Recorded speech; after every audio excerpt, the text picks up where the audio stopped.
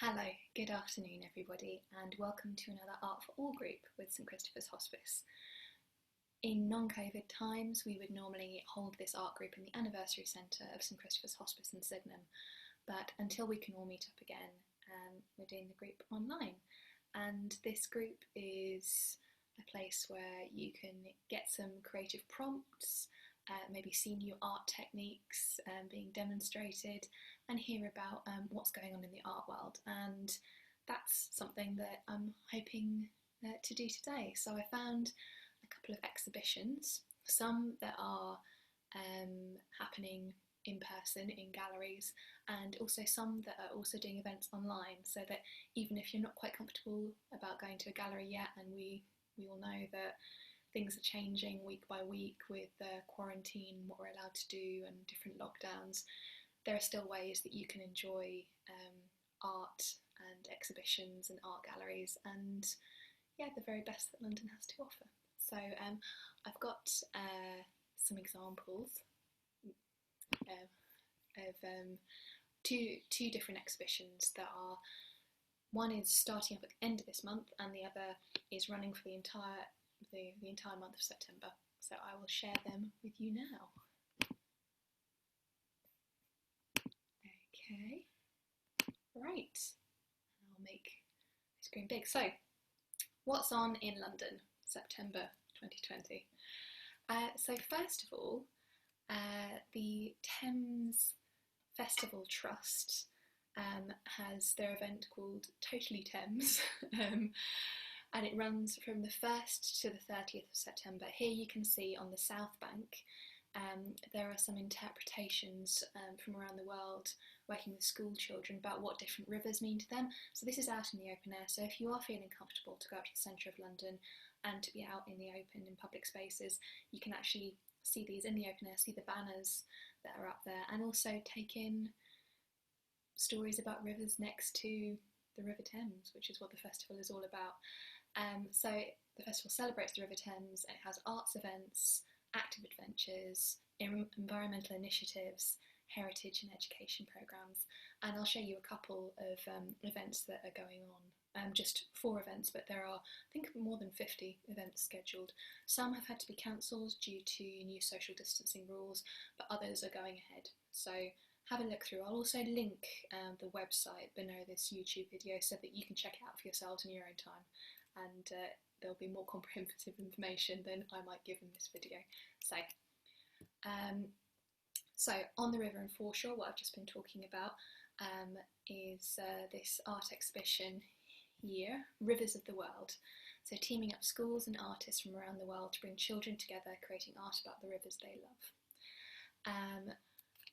Another exhibition that's actually happening online, so it's digital exclusive, so Virtual Thames London Bridge. So it's previously the London Bridge experience, so enjoy a virtual visit to the South Bank between London Bridge and, I think I'll move that out of the way, then I might be able to see a bit better, between London Bridge and Tower Bridge. Yeah. The next digital exclusive is The Mask of Blackness. Epo Beach's The Mask of Blackness reimagines literature and explores spirit of place, taking you on a magical moonlit journey from the Thames. And there's also, lastly, a visual arts walk. So following the waterways and the line of the Greenwich Meridian between the O2 and Queen Elizabeth Olympic Park. So things to do outside, things to do online, things that are still legal to do and also relatively safe to do, and with the lovely weather that we're having, might actually be really, really pleasant to do as well. And happening throughout the whole of September. So if you do want to get out and make the most of things, then definitely go and check this out. And I will go on to my next slide. Oh yes, and also, even if you don't want to go and have a look at the actual physical spaces, actually physically going there yourself, there are some, you can virtually visit Cody Dock, so you can actually navigate your way around, and some art galleries do this as well, but yeah, you can virtually walk around, so like you have with Google Maps, Google Street View, you can do this but in places where you wouldn't normally be able to get into, so that might be something that's of interest for some people.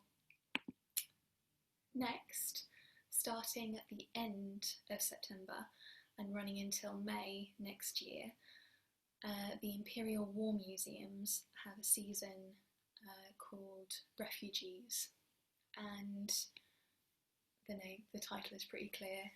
What do refugees fleeing German invasion in Belgium during the First World War have in common with those fleeing ethnic cleansing in 1990s Bosnia?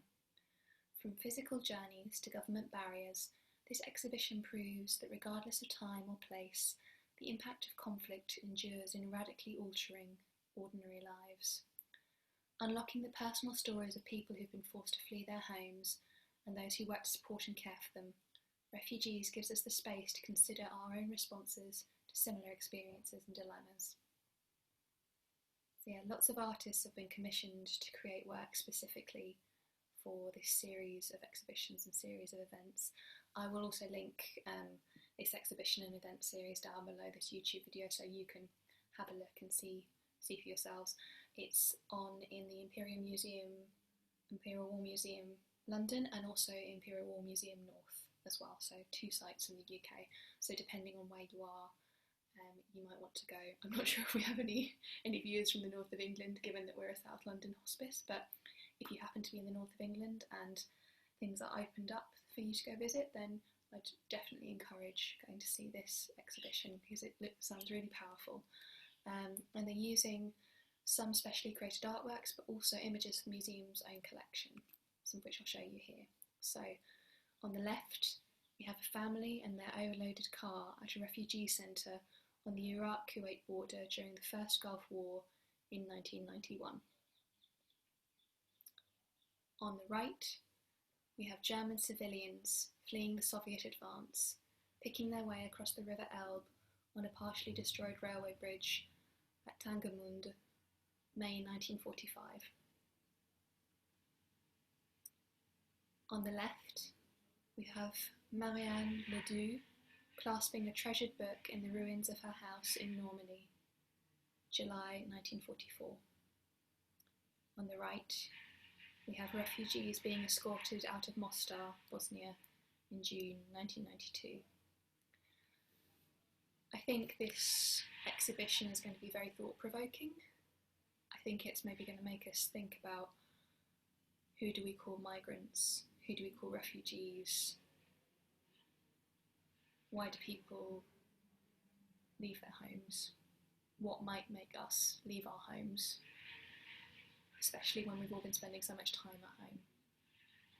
What could induce someone to make very long journeys, very dangerous journeys?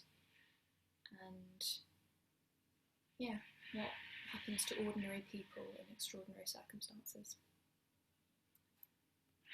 So, I'll stop sharing my screen now. So thank you very much for joining me today. I hope you get the chance to check out these exhibitions, whether online or in person, and I hope that you have a good week ahead. So all the very best, and I look forward to seeing you again next week. Thank you. Goodbye.